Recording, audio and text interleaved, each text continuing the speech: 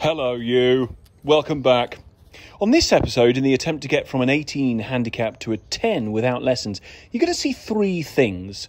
First, a rarely spotted, hard to capture golfing event, a veritable Yeti sighting on the golf course. You're going to see my balls, and a warning, this episode contains a level of rage not previously shown on this channel to date. I'm not proud of it, but it happened. First, as is tradition in golf, we begin with the first tee shot on the first hole. The eagle-eyed among you will notice Big Stick has been pulled with the aim of going over the tree protruding from the left. Quite amazingly, this feat is achieved with that lusty blow. Lusty blow, quite a good name for a porn star. Tight lie for the second shot, less of a good porn star name, and so begins the process of boiling that rage.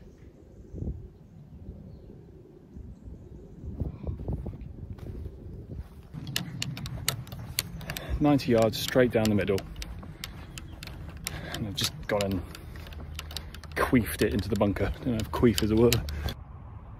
A little donk out of the bunker here, and I pad around a bit like a confused old man before eventually pawing away at the sand with a rake. An up and down attempt agonisingly slides by. Still, no harm done. A net par. That's a net par rather than a woman whose name is a net par. The aim here is to shoot 83, my handicap, and as much as you can watch people get better at golf, you can also hear it.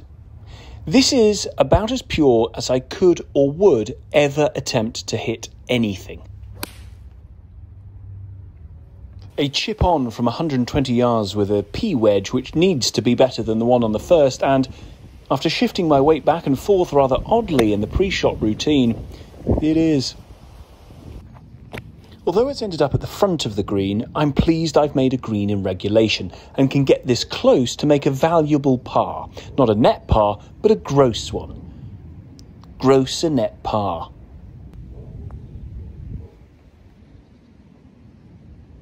Dying off to the left-hand side is no bother, and we clean up. And having decided to stop berating myself for the silly chip on the first, we move on. I like that about golf. It's a good life lesson. Don't dwell on the mistakes. Focus only on what's ahead and smash it straight down the middle of the fairway. That part less of a life lesson and more specifically about golf. Although you could say that it is always best to try and avoid life's rough areas and navigate through them by deliberately hitting the ball, a metaphor for your life, down the easier route, the fairway to your destination, the hole, with a big stick. The big stick, in this case, your ability to steer your own existence / ball onto the fairway / easier life. Again, this is why I like golf. And boy, did I smoke this one. Splash down on life's green lane, 125 yards away, desperately trying to lay the ghost of the first hole to rest. But no, it haunts me sufficiently to spear this right of the bunkers and miss another green. One appalling chip later, and we've got a way to go to clean this one up. Eventually we get there. But on reviewing this round, I can really now see the groundwork being prepared for the rage that comes later. But not before this. If this drive were a man in his late 50s with a raking dry cough, you'd have to put it down to them being a smoker. And this shot would be the chemotherapy that destroyed all the metastasizing cancer cells gleaned through smoking. I.e., it was strong and successful. Par 5, first cut around the green in 2 shots. This then, the first real eagle chance on the channel. Palms sweaty, knees weak, arms heavy. I hold down Mum's spaghetti and theatrically curse my own bad luck and lack of ability. Still, can't argue with a birdie. Now that I'm getting better and have the handicap down to 13.4, I don't get a shot on this hole anymore. The fact of which adds pressure, which inevitably means I screw this up and find yet another bunker. Finding more traps than... don't know. Leave your own metaphor in the comments. What I lack in verbal dexterity, I in absolutely no way compensate for with golfing ability, and this chip ends up way off. 2 putts, and I curse myself for being good enough not to get a shot on this hole. In a few moments' time, I want to tell you about my balls. Like most people's, they're small and white and dimpled, but what I shrugged off for a long time was that my ball brand actually made any difference. I played with Ultras and Wilsons and Top Flight and Vices. I didn't give a damn until Rick Shields told me I should. So in a sec, I'll tell you what ball I take and where I get them from. And I'm doing this primarily because the people who gave me the balls have asked me to do so.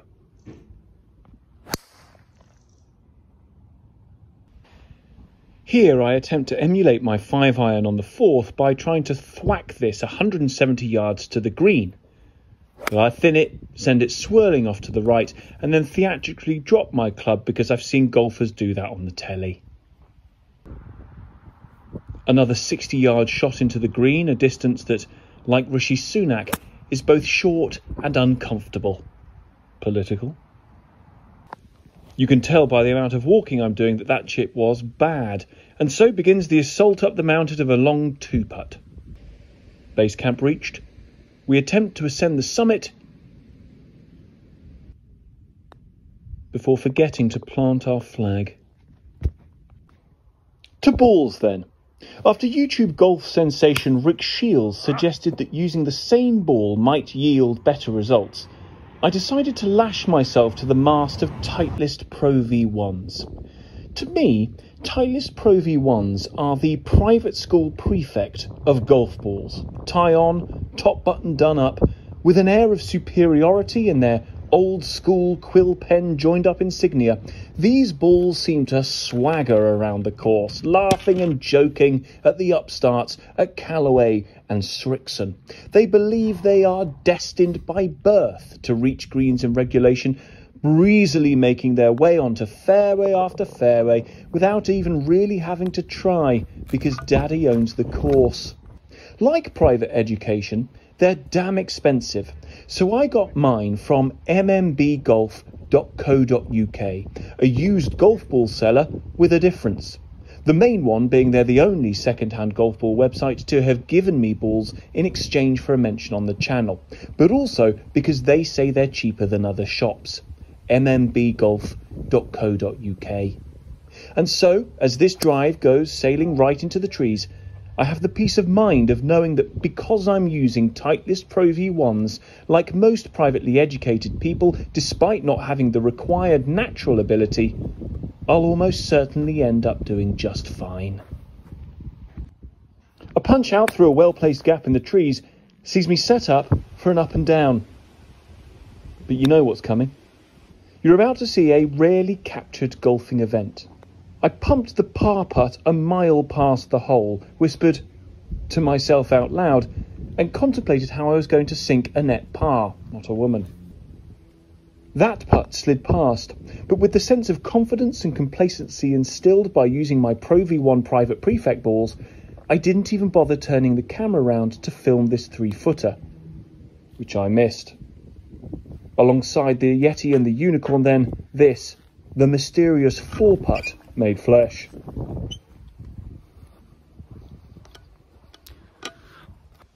After that, I knew that only a Laramp straight down the middle of the fairway would do, and summoning all my Laramping, I pumped this down the middle, hitting it so hard as to be redolent of the kind of beating an errant public schoolboy would be administered after such a major error, back when your dad was a lad. Fairway found, I eschewed thoughts of bad chips to pitch this one on in outside birdie territory. Squatting really quite athletically, I curled out this long one before plopping the remainder of my shots into the hole. A solid par. I was allowed to play through on the 10th, so didn't film, which was a shame because the drive I hit was so good that I swear the 3 blokes I hit it past all had tears of joy in their eyes. The second shot was just as good. But the tears that then flowed were not potentially theirs of joy, but metaphorically mine of pain. Having reached a tough green in 2, I left the first putt short, the second putt short, and 3-putted for a bogey. At the 11th, a clunking thump, no grace, no poise, and now a desperate search in the left-hand rough for the top half of a shining pimpled ball. I imagine something close to trying to pin down Ross Kemp if he'd been partially swallowed up by some jungle undergrowth. I found my Kemp Pro V1 and relatively successfully got it closer to the hole. The chip was too ambitious, and the par putt got close but with no cigar, and we tidy up. Over at the par 3 12th, some nice old boys let me play through, and I rewarded their patience by slamming this one into yet another greenside bunker. Eager to impress the octogenarians, I aim my chip halfway onto the green and then proceed to cock it up. I use humour to try and mask the deep rage I was now feeling. I chip out, and as is the way with all golfers, the 5 of us in perfect unison agreed that I should have done that the first time. I didn't film the putt because I didn't want to stretch their patience to breaking point, and needless to say, I got a 5.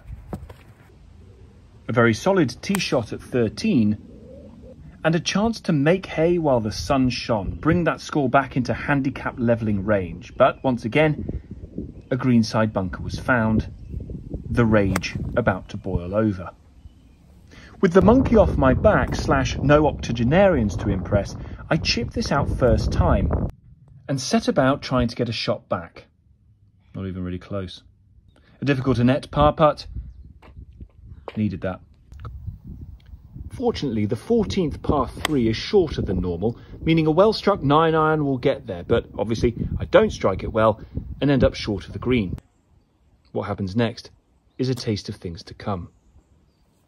This never stood a chance because it started on the wrong line, and now I haven't made a single par on the back 9. Tee shot made without drama, and a full-bodied 9-iron should do the job. But churning over in my mind were any number of terrible second shots this round. Like dancing, spiky-horned nymphs on my shoulder, they whispered ghoulish thoughts directly into my addled brain. But I comprehensively eschewed these imaginary creatures and plonked down within birdie range. Now is the moment.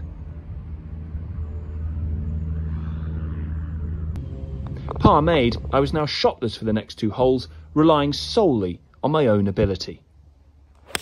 Another decent tee shot, and a nervy wait over the second, with what I can only assume was a flock of Kent-based vultures circling, ready to pick at the rotting carcass of my golfing dreams. Oh, but they were alive for now. A birdie chance. This would be sensational timing. Short, again, but not uncomfortably so, and a par does no doubt...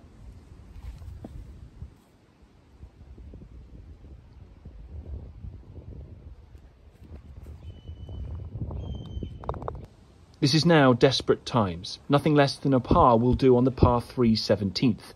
But when there's this kind of pressure on this particular golfing rock, it inevitably turns into sand. A bit of a shit show later, and we walk off with bogey. Before this, I just want to apologise. There is no need for what happens next, but I was tired and quite cross and needed a bogey at the least to try and draw level. I would never normally do this, but the moment got to me, and I'm sorry. I don't normally drive this hole, despite it being a decent length par 4, because I might end up in the trees on the right, but needing a score, I went for it. What happens next will never be aired.